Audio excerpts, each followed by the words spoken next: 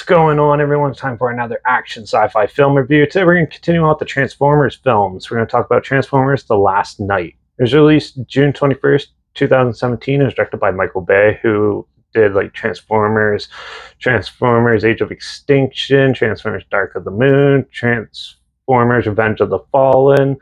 He also, I think he produced Transformers 1 and Bumblebee. And then he also did films like Ambulance, Armageddon, Bad Boys 2, Bad Boys for Life, and Bad Boys Ride or Die. This had a box office earnings of over $605.4 million.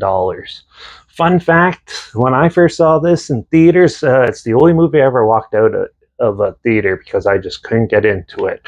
So I gave it a go again, and I actually somehow got through it. Transformers The Last Night. Well, it starts off in medieval times, or the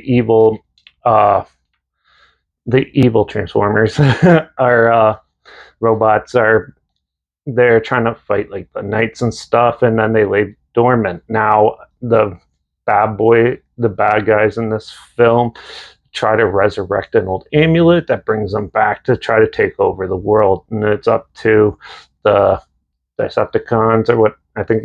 I'm terrible with these names, but bring them back to help them fight them off and save the world one last time. Overall, this film did have it has a stronger narrative than the last four.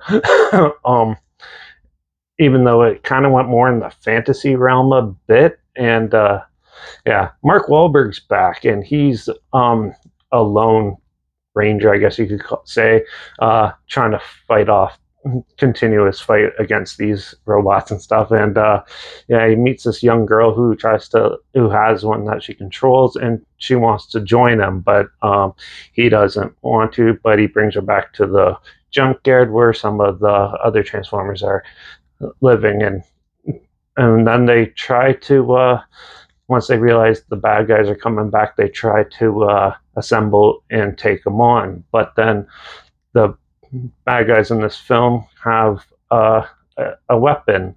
Optimus Prime is back, and they have him hypnotized in a way so they fight for him, but then they find a way to undo it, and then all-out battle ensues. So, well, overall, the acting is hit and miss in this. There's some really good actors in this. Mark Wahlberg, Anthony Hopkins plays in it as well, and they both do a great job. Obviously, the CGI in this is actually not too bad. Some of it is a little weird looking now, like not the best, but it depends on what scenes you look at.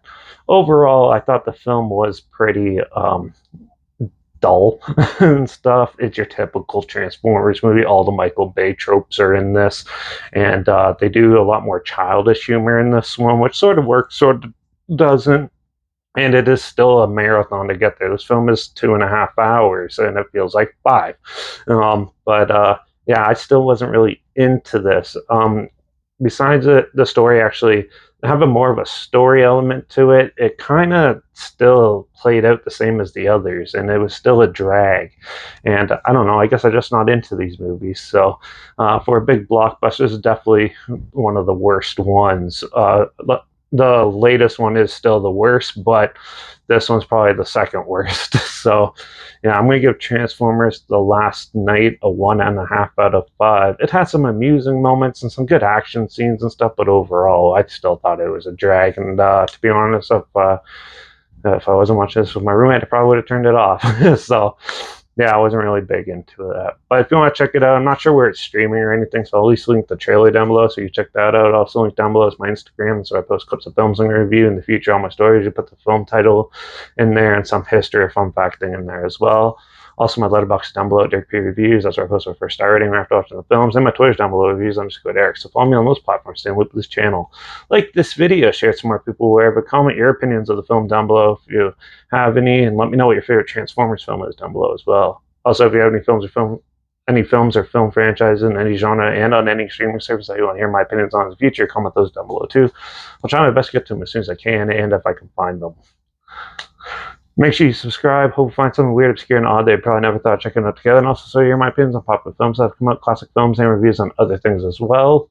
And don't forget to ring that bell because I'm getting tired of doing all these dud movies. So I'm going to watch something that I know I liked when I was a kid, and hopefully it still holds up. We're going to check out a fantasy, action, fantasy, an action sci-fi fantasy like creature feature film called Reign of Fire in the next review. So make sure you tune in for that. Watch out for all those evil robots trying to destroy our planet because it's been done 1,000 times before in movies. And I guess I'll see you all in the next review. So until then, cheers.